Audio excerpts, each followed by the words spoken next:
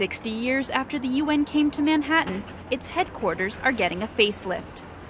Renovations of the modernist icon began 4 years ago and are now entering the final stages.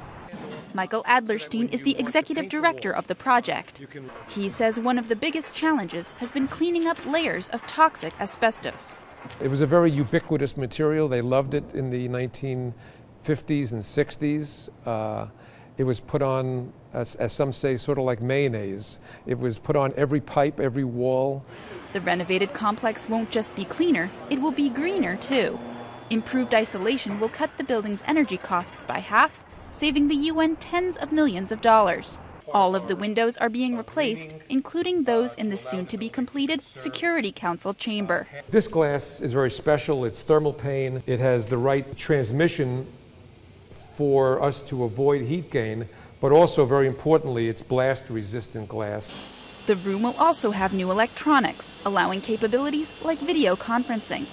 But while much is changing behind the scenes, preservation efforts mean the new chamber will look much like it did at the height of the Cold War. The horseshoe-shaped table, which has been in the Security Council since the very beginning, will return to exactly its same location with the same number of seats. Upstairs in the Secretariat, change is easier to see. 80% of the building's 3,300 employees will go from private offices to open spaces. Some may grumble about the loss of privacy, but many delight in the airy new digs and the office culture that goes with them. It's better for communication if you don't have to knock on doors all the time, and the Secretary General also wants us to work in a less hierarchical way. Though the $2 billion project doesn't wind up until 2014, a third of the building's employees will be back at headquarters before this year's General Assembly.